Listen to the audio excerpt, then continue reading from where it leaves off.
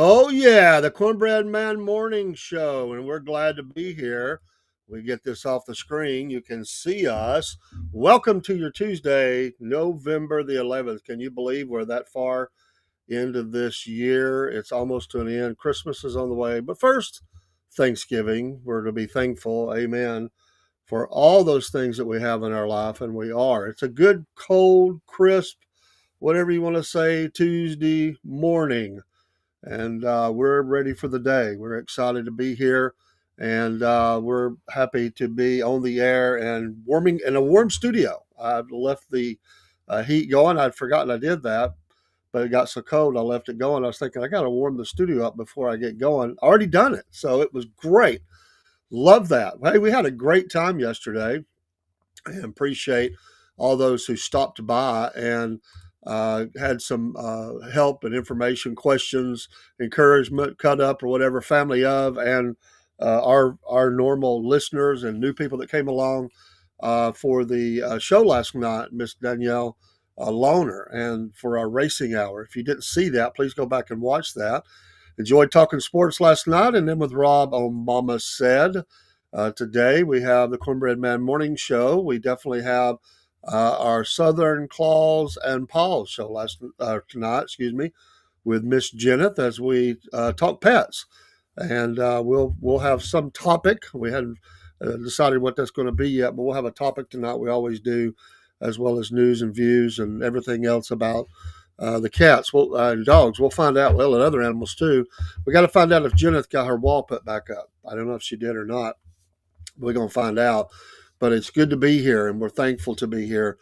A couple of news and notes on birthdays today. I wanted to cover a little bit of, about birthdays. And, it's funny when you've done podcasting for, going on 2 years, you remember birthdays that you covered, previously. And I was thinking this morning of, a year ago and where we were at. I guess that's around the time that I first started covering birthdays on some of the morning shows. And Leonardo DiCaprio, I remember covering. He's 50, and so happy birthday, Leonardo. And then we had the great George Patton. George Patton, what a memory, what a name, as we think about his military family, and of course him in World War II. Sadly, to come to an end in 1945 for his life. He was born in 1885. Happy birthday to the memory of George Patton and, what he did for the country. Amazing stories. You can go read about him in history. And then had a couple of more here I wanted to get in real quick. We had Calista Flockhart. She is 60 today. Happy birthday to her. Remember, I didn't really watch that show that she's famous for, but a lot of people did. It seemed like I missed one. It seemed like I had one more I wanted to cover. Maybe not, though, but if it's your birthday today, happy birthday. Oh, yeah, Demi Moore, 62. I knew there was another one. Demi Moore, 62 years old. Happy birthday to you if it's your birthday, and I hope that you have a great day today. Our small town of the country today, we're going to cover Batesville, Arkansas. Batesville, Arkansas. And I remember Batesville a lot because rolling up down the highways, Batesville Casket Company. You would see those trucks all around the South. No, it's just business as they carried the caskets to the funeral homes. And you would see that plastered on the side of the trailers, the Batesville Casket Company. I guess they're still in business. I haven't checked. But it is the second largest municipality after the town of Georgetown. And I didn't know this, the oldest city in the state of Arkansas. I did not know that. It was named for the first territorial delegate from Arkansas to Congress of the United States. And, it has a great history there. James Woodson Bates. Didn't know that either. James Woodson Bates, who settled in the town. The town has also gone by the names of Napoleon and Pope Bayou. In the early days, Batesville was an important port on the White River and served as an entry point to the interior of northern Arkansas. Batesville played a large role in the settling of the Ozark Mountains region and served as the central land office for northern Arkansas. The first old settlement in the Batesville area was in 1810 near the mouth of Polk Bayou. And by 1819, the town had a ferry across the Watt River and about a dozen houses. The town was partially laid out in early 1821, and on March 3rd, 1822, a bill of assurance was recorded and executed, and the town's plat was laid out. Batesville became the county seat in 1821, and in 1822, Judge Richard Searcy opened the town's first state circuit court. Interesting. And so the in 1940 and 41, Batesville had its own minor league baseball team within the Northeast Arkansas League, known as the Batesville Pilots. The team was disbanded in 1941. Singer Jim Reeves, on July 31st, 1864, and his business partner, manager Dean Manuel, left Batesville en route to Nashville in a single-engine Beechcraft Debonair aircraft N8972M with Reeves at the controls that crashed later that day near Nashville Airport, killing both on board. Some things about Batesville. I don't know that I've ever actually been in Batesville, but I've known of that city forever because of those trucks rolling up and down the highway. Interesting. I love history. Don't forget we have a history show. That will be Thursday night. I think we've been kicking that off around 10-ish. I'll have to check the schedule, and I've got to adjust a little bit as we got to also get our Cornbread Nation shows done this week. Tonight, again, Southern Claws and Paws, 8 p.m., and a little bit later after that will be our third edition of the Southern Fried Soundstage. We talk about, I call it that, or sometimes I call it the music, history of music or something, but I think I've been calling it the Southern Fried Soundstage. And we're going to talk about the rock band Def Leppard. A lot of history that I have there. And we'll get news and views and comments and all those good things. I need to reach out. I had some folks that was going to come on. They probably thought I was never going to do it so long ago, but I reached out to some people of the fan club, and they were willing to come in and talk. So we'll probably reach out today at some point and do that. And don't forget also Wednesday morning, me and Rob will be back together. I'm sorry I was not here Monday morning. Rough weekend, lots going on. I was kind of overslept and just had a lot going on. I was up late and working through some things, and thank Rob for covering. Sometimes we both have to be out, and I slept right through the phone call and everything else. I was just so wore out, but I appreciate him getting up and doing that. Sometimes I don't feel good. Sometimes he don't feel good, or we just got things going on. Like water leaks, those dreaded water leaks, not fun. And today it wouldn't be a water leak, it'd be ice. Oh, it's cold. That wind was biting. Oh, so much. What a game last night. Hey, the Philadelphia Eagles and the Green Bay Packers. Green Bay, this is 2 weeks in a row. They've not really looked good at all. The fans were very upset last night. And it, really, Philly didn't play great either. Maybe chalk it up to two good defenses or whatever. But in the end, Philly, was able to put together, enough offense, to hang on. And it was a down to the wire. They definitely gave the ball back. There was plenty of time, but they were able to hold off Green Bay Packers. So it's 2 in a row for the Packers. They've laid an egg. And the Eagles continue to move on, but both teams had their faults, and they both could definitely be Super Bowl teams. But both teams, it's just one of those crazy games where you get in, you're like, what in the world's going on? So Monday Night Football, enjoyed that. I got to see the second half after our show last night. So I enjoy watching sports. We've got great games on tap this week. College, Georgia against Texas. That'll be a great game. I'm obviously I'm a Georgia fan. You can see that behind me, and other things in the studio show that. And you've heard me, but and I think Georgia would win, but this game could easily go Texas. It's just one a great matchup, and we'll see what happens with that. There's some other pretty good matchups, but that's one of the great ones of the day. Is that some really good NFL matchups as well? And now we know in our sports, we're going, we're going to have to probably start talking some basketball. I hadn't done that yet. We need to hockey, and we'll start adding those in for those fans of those things.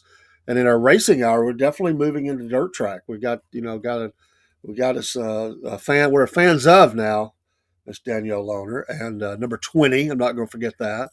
And we're hoping to partner, at least be one of the sponsors on the car with the podcast or with some brand of it, whether it's SLP, Wolf Nation, Cornbread Nation, something. We'll decide that. We gotta find out what that cost is going to be. So I've asked Dad to let us know what we're looking at.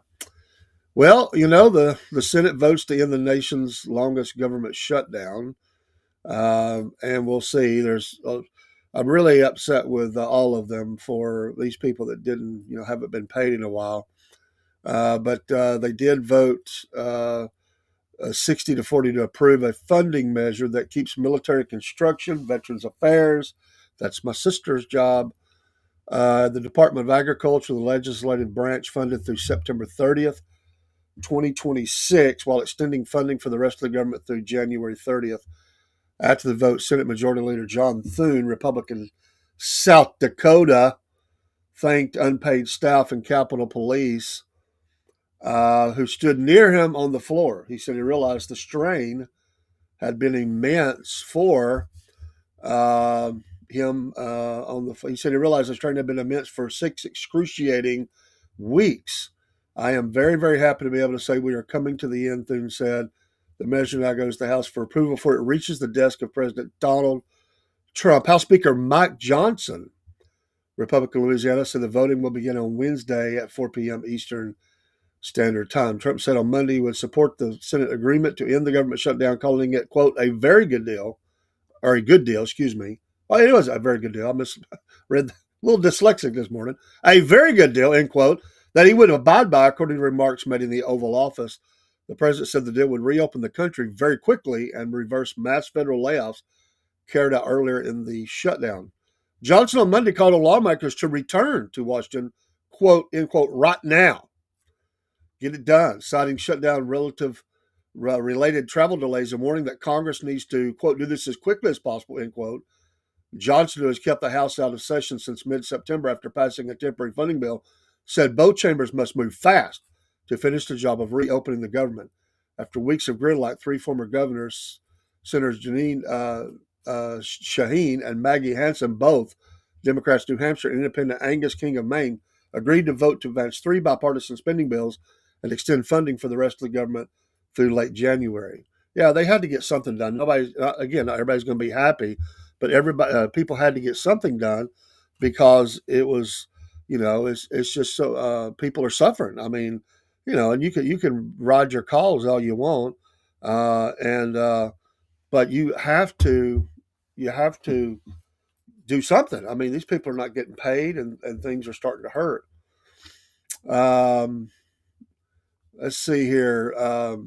Senators Dick Durbin, Democrat Illinois, John Fetterman, Democrat Pennsylvania, and Nevada, my sister, Nevada. Democrats Catherine Cortez Masto and Jackie Rosen in supporting the deal. All other Democrats, including Majority Leader Chuck Schumer, Democrat in New York, voted against it. The moderates have expected stronger support, with 10 to 12 Democrats involved in the negotiations, but in the end, only 5 switched sides. The exact number of Republicans needed to move forward. Schumer, facing a backlash from progressives, said he couldn't in good faith. He's afraid of being dumped out. It's not good faith, my friend. You're afraid of being your extreme wing is coming after you, my friend. Not that he's my friend, but just a matter of saying. We will not give up the fight, Schumer said. I can just hear him up there. We will not give up the fight, as his glasses sit on the end of his nose. Claiming Democrats have, quote, sounded the alarm, end quote, on health care. No, you haven't. You have not sounded the alarm, my friend. If there's an alarm sounding, well, that's my commentary. Sound the alarm on your own lunacy. I mean, come on. Progressive Democrats were furious. Senators Bernie Sanders, Independent Vermont, called the decision to end the shutdown a horrific Mistake. Senators Chris Murphy, Democrat, Connecticut, said voters who backed Democrats in this week's elections expected them to, quote, hold firm, end quote. House Democrats also lashed out. Republican Greg Cesar, Democrat, Texas, chair of the Congressional Progressive Caucus, labeled the deal a, quote, betrayal, end quote, of millions of Americans who rely on Democrats to lower health care costs. House Democrat leader Hakeem Jeffries, Democrat, New York, who had criticized Schumer in March for keeping the government open, defended him this time, saying Democrats were, quote, on the right side of this fight, end quote. Whether the two parties can reach an agreement on subsidies, pardon me, before the December vote remains unclear. Johnson said House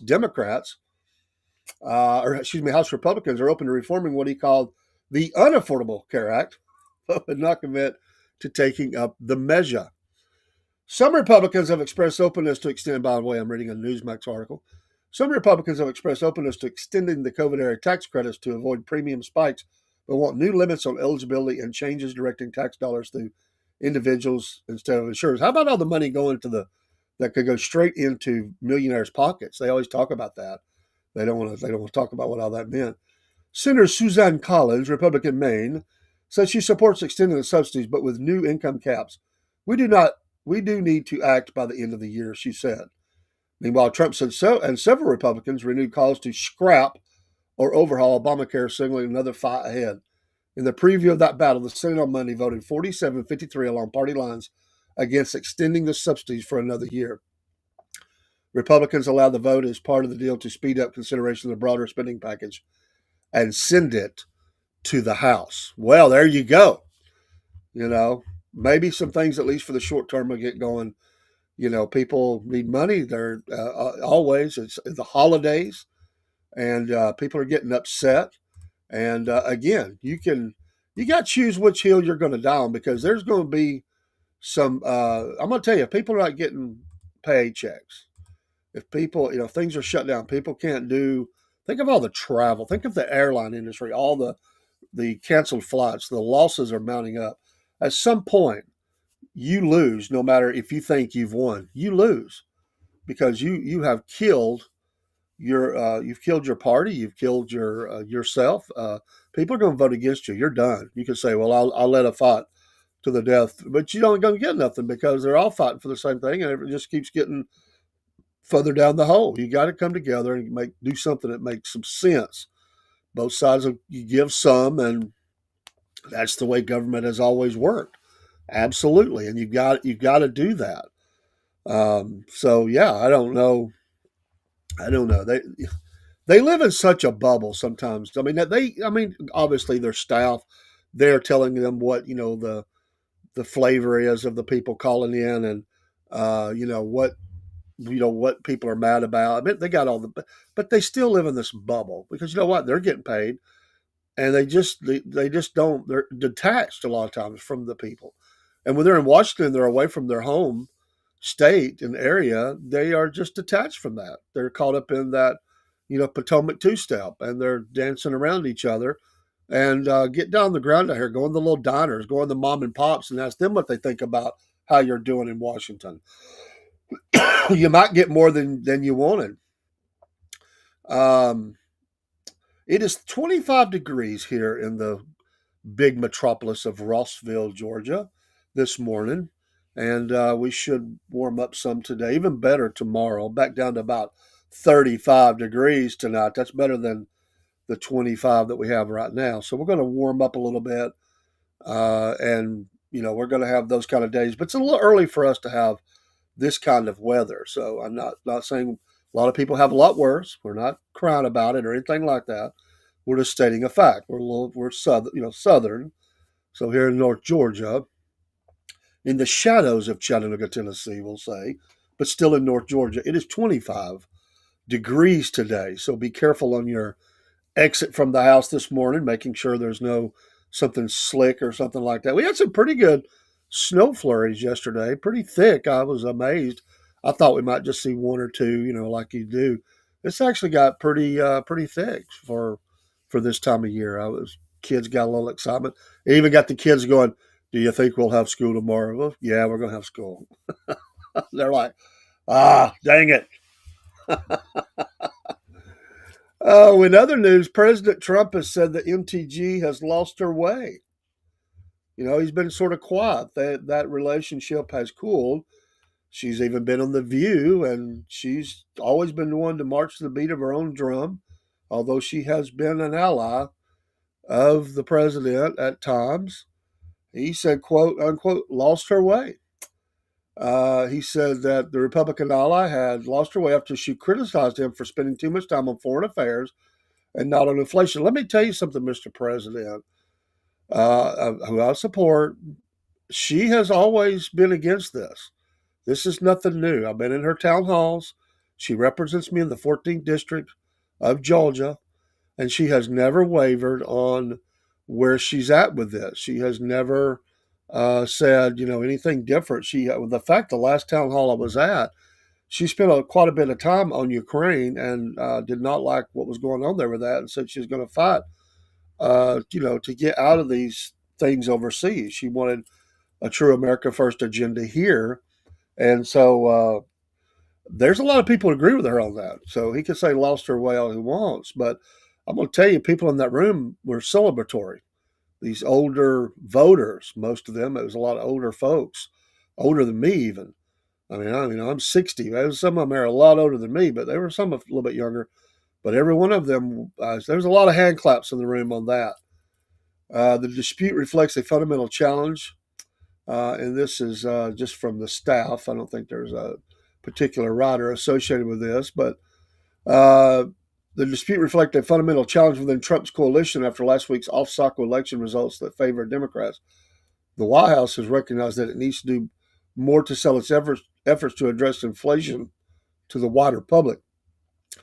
But Trump has invested significant time in his second term of foreign policy, defended his approach. He has been claiming that he has already defeated the problem of high prices. Quote, I don't know what happened to Marjorie. Nice woman, end quote, Trump told reporters in the Oval Office on a day centered on meeting Syrian President Ahmad al-Sharia and swearing in Sergio Gore as the ambassador to India. Quote, she's lost her way, I think, end quote, Trump said. Green told the NBC News last week that, quote, watching the foreign leaders come to the White House through a revolving door is not helping Americans, end quote. She said prices remain too high and the president needs to focus on that rather than his recent emphasis on foreign affairs. It's not reducing the cost of living, Green said. It's doing nothing about health insurance premiums. It's doing nothing to solve the problems that are really plaguing vulnerable segments of our population, especially young people. Trump said he sees the presidency as a worldwide situation that requires a broader focus. Quote, we could have a world that's on fire where wars come to our shores very easily if you had a bad president, end quote, said Trump, stressing that he, quote, did not devote a lot of time, end quote, to foreign affairs. He said Green was, quote, catering to the other side, end quote, and he was surprised by her. I think there's been people, when he says the other side, be careful there, Mr. President. There is a lot of people. Now, really, you're not running again. You can say whatever, but you hurt the party. There's a lot of people that are not for what's going on. That's endless, being involved in Middle East and Russia, Ukraine. They're weary of it, and they won't. That's just what it is. Whether you agree with that stance or not, there's a lot of people. I talk to people all the time, and you will find some that are very pro on this, but most people are a little bit like, we need to disentangle from this. And it is true what he says, that the president has to look at things on a broader scope because of dangers, for sure, but they don't see this one as one that we really need to be involved with. And he has made some changes to sell things to the Europeans who then, give it to the Ukrainians. And he has withheld the longer tomahawks, the deeper in nation attack of the tomahawks, but he has suffered on this one a little bit. This has not been one he's been able to solve quickly. He had promised that, said it would be over like that, and it hasn't. And the summit didn't do anything. In fact, the situation on the ground is worse than it's ever been. The fighting goes on, and he is, so he could say that she's catering for votes on the other side of this equation, But I can say she's not flip flopped on this. She is still um, adamant that we don't need to be there, and so it's unfortunate that they said this. They've stood together in our state, but I will give her credit, whether you like her or not. MTG has always stood on those things that she stands on. She doesn't shy away from it, and she doesn't flip. Now she has maybe went more for something than others, and but she has been pretty adamant on. I've never seen her ever, not one time, support the battle or us supporting in any way the battle of Ukraine and Russia, Ukraine against Russia. Never has she said that I'm aware of. And having been in those town halls, the first one was more about crackdowns on social media, some other things that she was working on the nation, fighting, to get things introduced in Washington, being kicked off the committees. That was the first town hall I went to.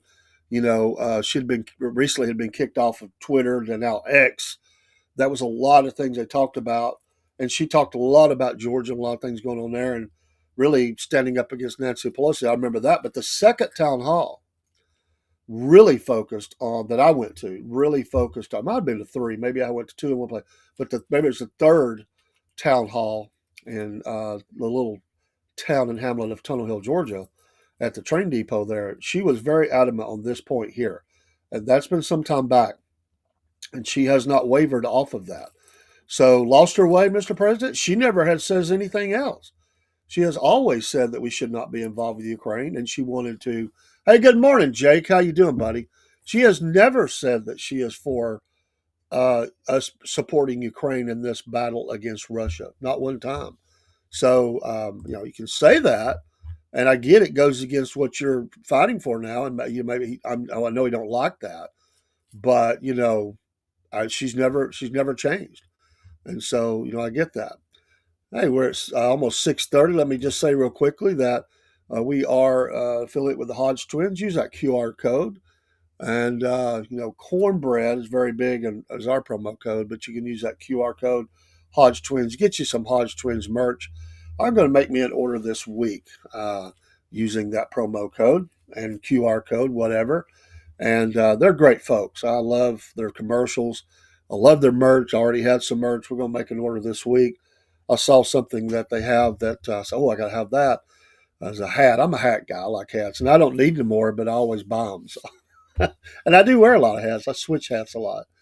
I like them. And also, don't forget our SFP coffees. Use that QR code, man. And I've got to make another order. My wife has given me orders. It's time for some more pods. She likes the pods, and we got to get that in. So definitely do that. We've got a new affiliate coming on board, Fruit Hero. In fact, I need to communicate with them today. I didn't have time yesterday. We're just working out some details on the affiliate status, what percentage we're going to get. And I was trying to make an order and get some samples in studio, and I was trying to work out the shipping. I was trying to get the free shipping, of course, coming from the land down under. But we'll extend your fruits and vegetables and stuff in the fridge for up to 3 months, which is amazing. And looking forward to having that. So in this time of saving, and trying to maximize your dollars and everything, you need to use stuff like that. So that's good stuff. So anyway, MT, a little bit of it. And by the way, she quelled the rumors that she was going to run for president. Said no. That was a hot rumor out there that she said got started. But as far as the way I see it is, something really major would have to happen. As long as things are going along the way, and she knows her base, she will win the 14th district. They've lined up all these oppositions. It's not even close. She is firmly entrenched in the 14th, and I don't think that she's got to worry about anything. She knows where her bread is buttered, and she knows the language of the people down here and things that they're not happy about and have not been happy about for some time. She's tapped into that. She understands that, and she speaks that lingo. Now, a lot of people don't like her. I mean, that's just the way it is in politics. And but I'm going to tell you, when election time comes, her signs are everywhere in North Georgia. Yes, she did move out of another district, the Lucy McBath district. She was not going to win that, and she had a couple of residences as they had a business and stuff, but she has been the 14th and firmly entrenched. And she, again, she knows her base. She does a good job with the town halls. They stay very active, and people always say that she just does all things on a national level and doesn't do anything for the area. I'll tell you what she's done for the area. She's put us on the map. I really felt like for some time that the 14th was an afterthought. Being Southern doesn't help. Sometimes we just don't get, unless you're a huge city, Atlanta area would be on the map no matter what side, definitely get attention. But, the same could be said for South Georgia. It's hard to get recognition on a national level. I mean, how many national stories have you seen? Nothing again. It's just a fact, unless it's out near Savannah or something. But Albany. But do you see anything from South Georgia on a national level? The only thing that's even come close is them wanting to put the monkey farm down there in Bainbridge. That's it. Well, the North Georgia used to be that way. There's no national attention, nothing. She changed that. This even those that came before her, even some that were well respected, Nathan Deals the world. They did a good job of, I think, of getting some recognition here a little bit. But she has put it on a scope and a scale that I don't think has ever been there. You know, but good and bad publicity elevates you into people's consciousness. Well, and Hollywood, they always say, hey, at least they're saying your name. And she has done that. She has done a real good job of putting out the 14th district. And people say it's an embarrassment. Oh, she's made it. They make fun of us, but they're mentioning you. For their hatred of her or their love for her. And I can tell you that people around the country, many of them would say, "I wish we had a MTG like person or her in our area," because they're dissatisfied with the leadership and the things that they're basically almost comatose in some cases. But there are people around the nation and even some in the world that like her fight and her stance. So she's got a lot of support, and among women, she has a lot of support. But not just women, guys. The stuff she's done with gun giveaways and all that, it's been very popular down here. She gets out in the streets holding the signs. She works really hard. She works really hard, and again, you don't. That's not saying you have to if you like her or don't like her. It's a given fact that she has been able to stay in the national consciousness. And think of how much. I mean, she's went against the grain. She has stood with others. She did not go the way of popularity and trying to get recognition. There was a time when she served. She was on no committees. Was totally banned. There were things that they kept her out of. She has continued to do press conferences from Washington. She's been on every show imaginable. She has definitely skillfully people so underestimates the word I'm looking for, underestimate her ability to keep the forefront of issues and to stay relevant while at the same time speaking the language of the people. That's not an easy course. That's not easy because people could get frustrated if you. It's a fine line you have, and I think she's been able to navigate that line. I've been trying to get her on the podcast. Of course, we're still growing. And I'll reach out again early in the new season. But we will definitely do that. There's still those that we're trying to get on the program. Whether we ever will or not, we're going to continue to do that. We've had some politicians on, but as we work that side of the fence and try to get some people on the podcast, we'll continue to work that. I've been in tune with her staff in Washington before and locally as well. And there's a lot of requests there, and I get it. There's only so much time, so and she has suffered, the people, having the police come to her home and saying, there's bad things happening. That was bad there for a time, and I hate, what? I don't care who it is. That's wrong. That's wrong on every level, and people should go to jail for making those kind of calls. It's a sick world we live in sometimes, but who would want to be woke up like that? And the officers are doing their duty, and it's just really sad that people do that. But she has, she's a figure, and she's polarizing. She Either is, like I said, there's no middle ground with MTG. People either love her or they just can't stand her, and you hear that. But I will say this: there are people that vote. Probably, I would say this. I think I'm on safe ground in saying this. There are people that vote in the 14th district and vote for her that may have never been not been voting before or in a heck of a long time. In fact, I work as a a poll worker and assistant manager at my precinct, and there has been times we've had you have to remind people you can't talk or you can't talk politics. We have to that's the rules and we have to stand on that. You can't do that. But there's been a voter or two that come in and they would name would come out of their mouth. Well, I thought MTG was on this ballot. They didn't say obviously they were looking to vote for her.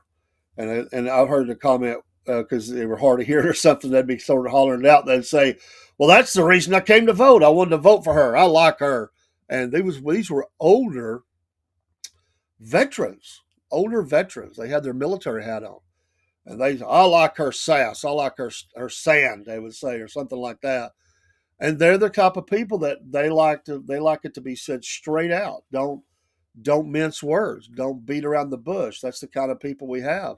And they come out and they vote for her. So they turn out really well.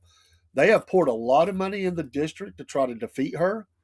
They have tried to malign her, try to even presented veterans. They've tried every way they can to unseat her from that seat. I'm telling you, they can't. You could get a crowbar and a flamethrower. You're not doing it. She has this seat as long as she wants it. And I don't think she has any desire for higher. Why would she?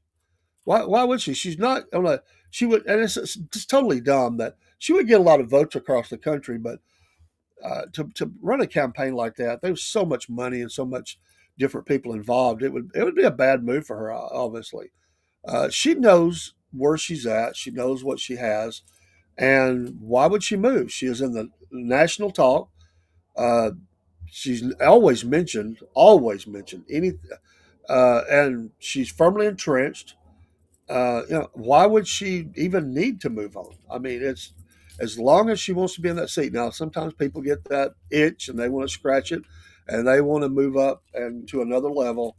But for her, she is think about. I mean, she's able to be seen on a national level, heard on a national level. Is cameras are constantly going to her in a State of the Union address, her and a few others. I mean, how many people? I would bet there's a lot of Republicans can't even name 20% of the Republicans that are sitting in that chamber for a State of the Union. But I guarantee you, they know MTG. They know probably 10, maybe 15. They could probably go that deep. A lot of people. I guarantee you, they all know her. All of them. If you ask a voter, if to name one Republican, all of them could say MTG. It's really amazing, and I've told people this before, and they misunderstand what I was saying. And I said and they say, well, she is stupid. She's this. She's space laser guns and all this stuff. She says things out there like that sometimes. And I told them, I said, she's a genius. And they look at me like, are you kidding me? A genius? I said, okay, what is the role of it? What is the number one thing a politician wants to do? They'll think for a minute. They'll say, be reelected. And I said, bingo. And I said, is she, and I said, as much as you dislike her and you live in the 14th, do you see any hope for her being defeated in the next several years? And they would say, no. I said, you just answered your own question. I said, or your doubts about what I said, you've answered it. She's masterful. She's a genius in this area. She knows how to keep, again, it's a fine line.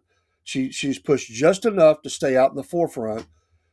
She has not stood with the crowd. She stood her own way, which a lot of people like that.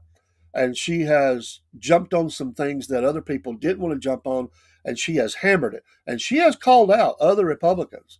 She has called out the rhinos.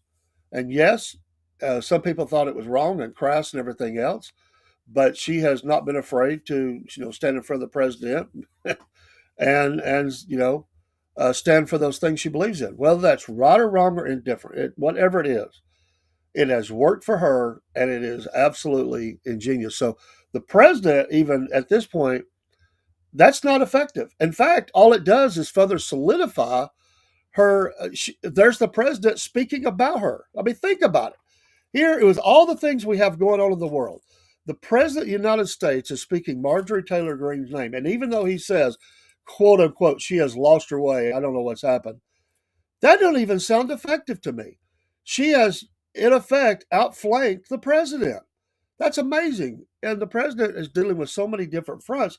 And it's on this one point. She does not like the fact that we're entrenched in Ukraine as much as we are. She doesn't like the support there. She doesn't like the money that's being spent there, and has mentioned that in those town halls. And the president is on a back foot on this. Notice that.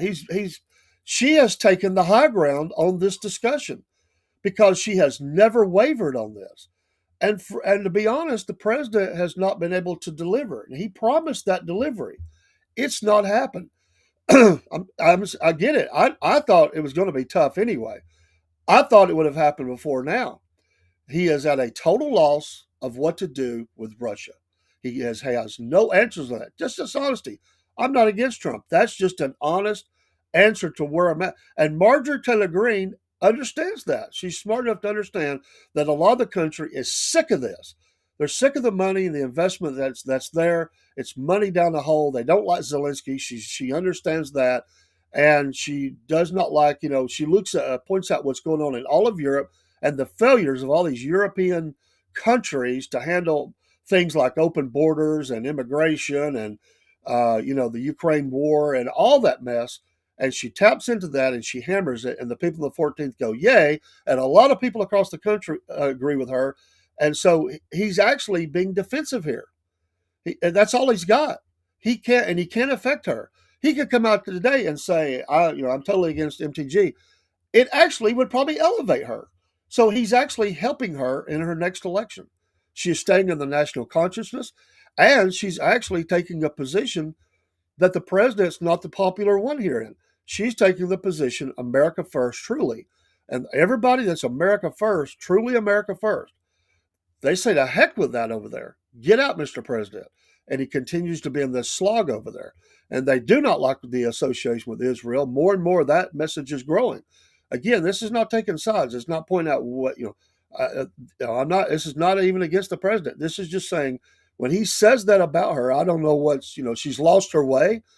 No, Mr. President, she's not lost her way. She's never changed. She's still the same person. She is still saying, pardon me, she's still saying the same things about that war and about our support of it. And he has not delivered.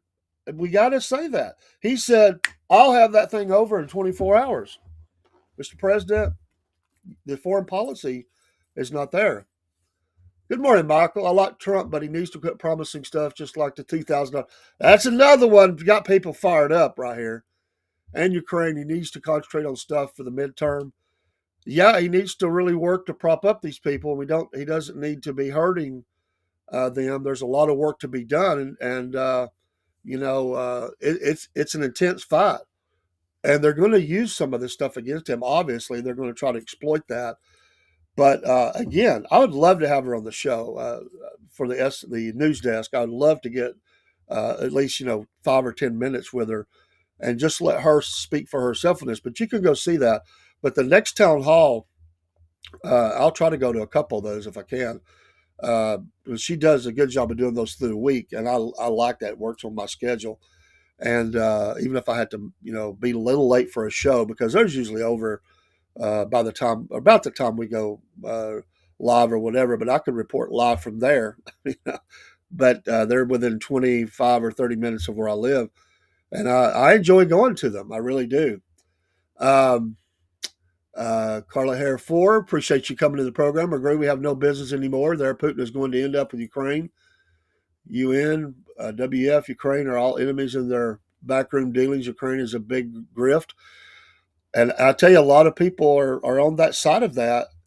And so, like I said, does MTG say some things that's crazy sometimes or sounds crazy? Sure, she said it, but it got her name out there.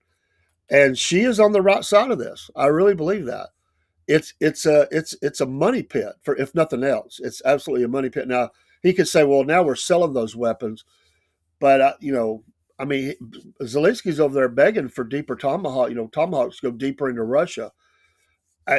Europe's going to have to stand up on this one. They're going to have to make the decision, in NATO, of which we're in, obviously.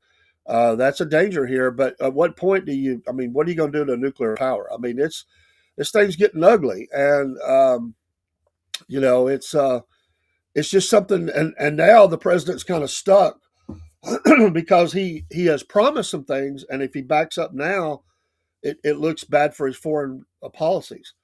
And the best thing that could have ever happened for him, this is what I thought would happen. I thought they would get the ceasefire. I didn't think it was over. I thought they would get the ceasefire, and then the president could do the victory lap, claim the ceasefire, and get the heck out of there.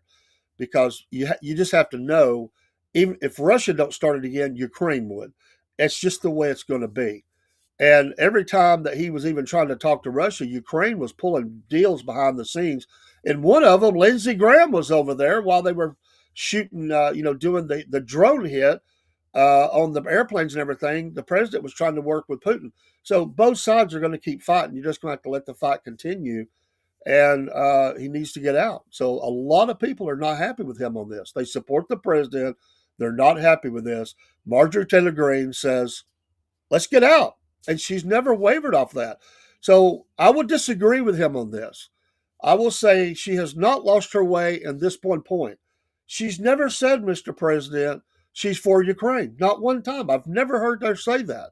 And as I said, that last town hall, she spent, I would say 80% of the town hall was on this subject right here. She was absolutely upset at Speaker Johnson.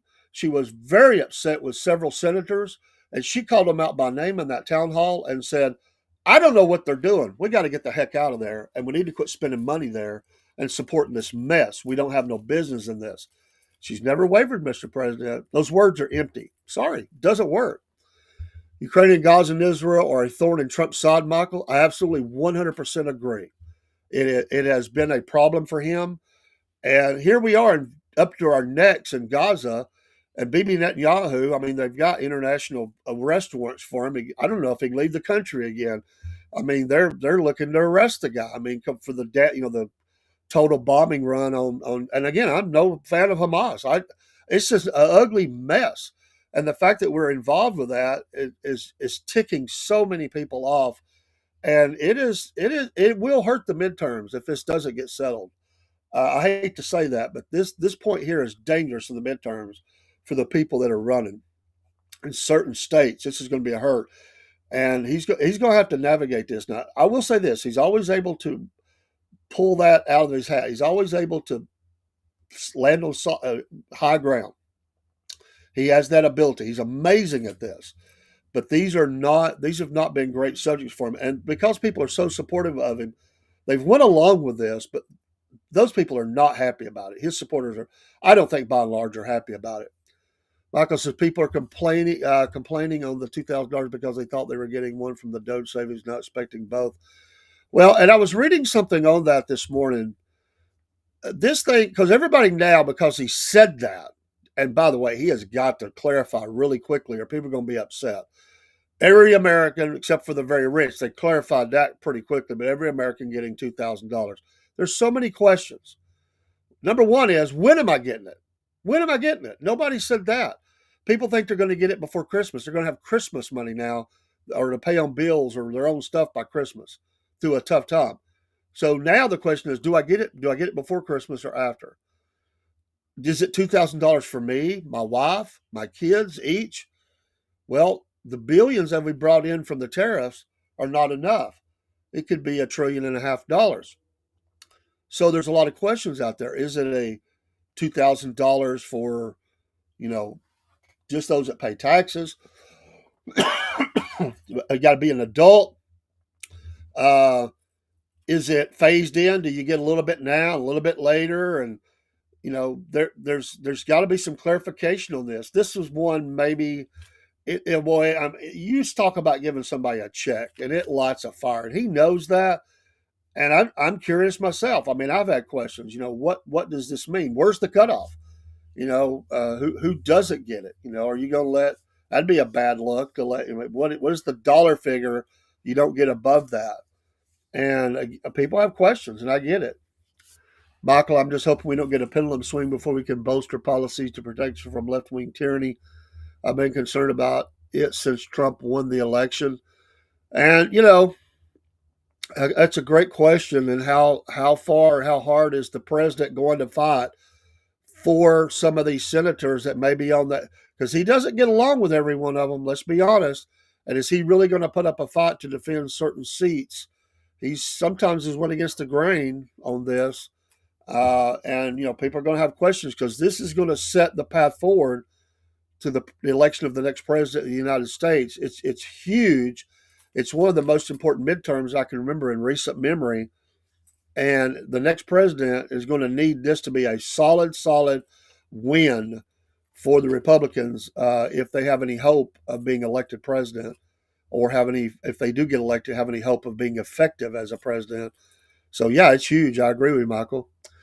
Celtic blacksmith. I found myself thinking among the cheers of celebration, are we just buying ourselves a few more years before the hammer drops? That's a great. I could say that I have thought the same thing. He also says, that was Celtic on that with the pendulum, and I found myself thinking, yes, let me get those. But yeah, I'm concerned. I will admit it, and that's just honesty. We seem to be a little bit discombobulated, and here we are. It's November 11th, and we're fixed to enter into 2026, which is going to be a political slog. Talk about hammers falling. The fight we think we've had, the fight going into next year, is going to be very, very ugly. And there are some major seats. There's governors on the bill, on the election, on the ballot, and this is interesting. And he's got to clean up some stuff. He just needs to clean up some stuff.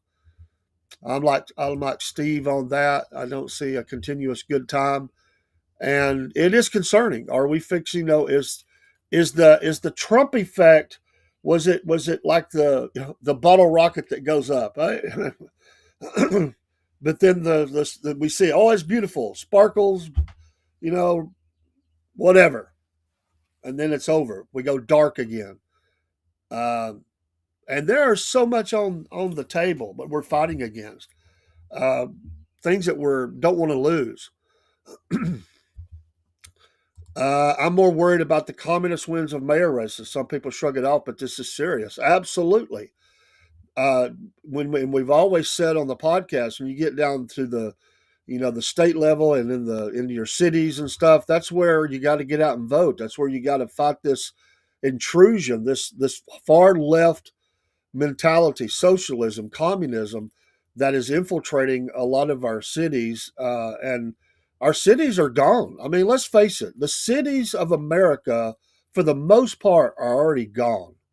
And now it is starting to, go out from there as those cities' influences in elections further out. That's dangerous. It is dangerous.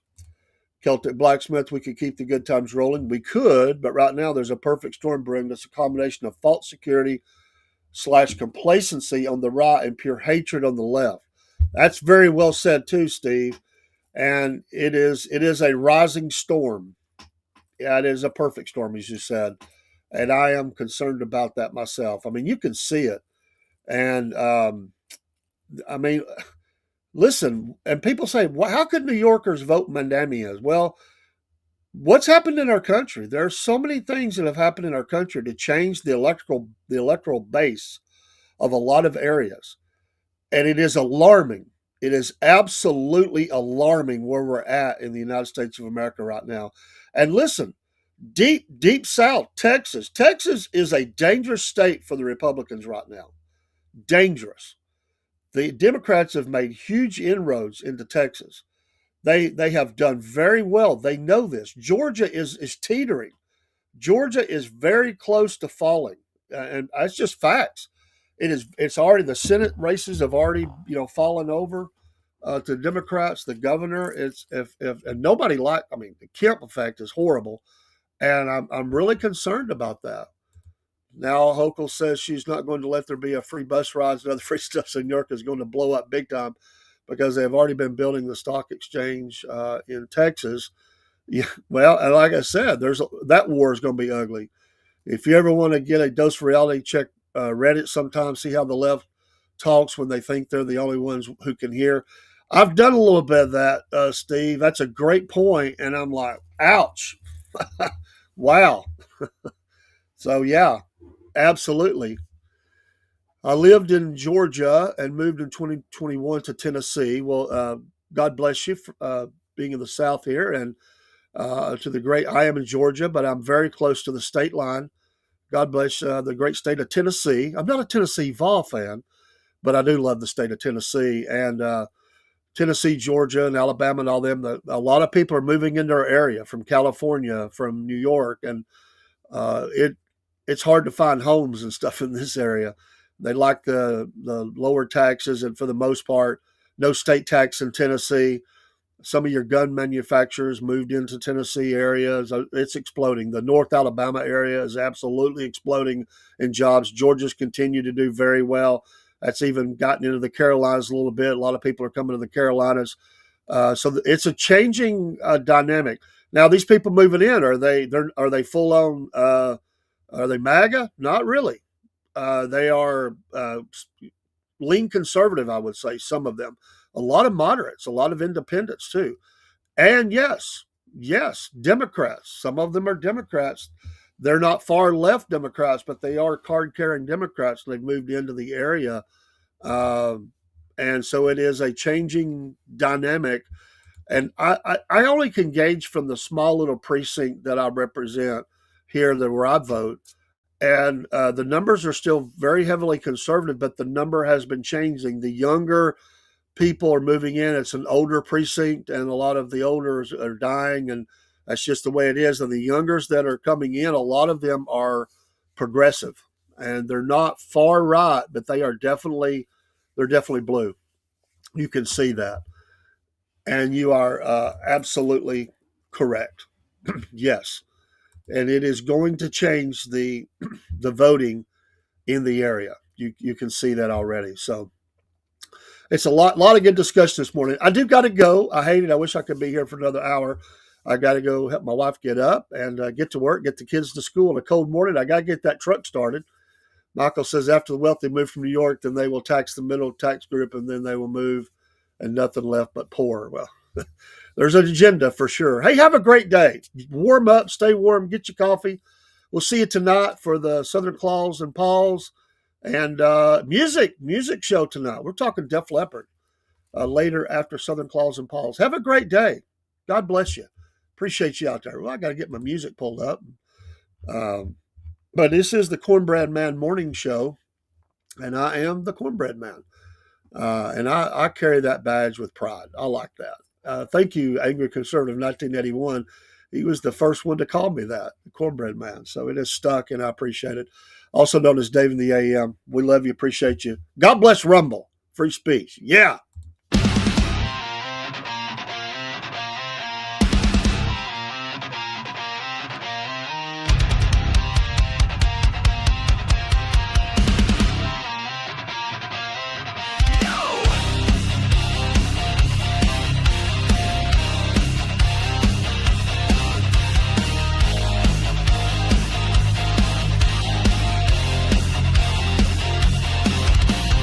Up all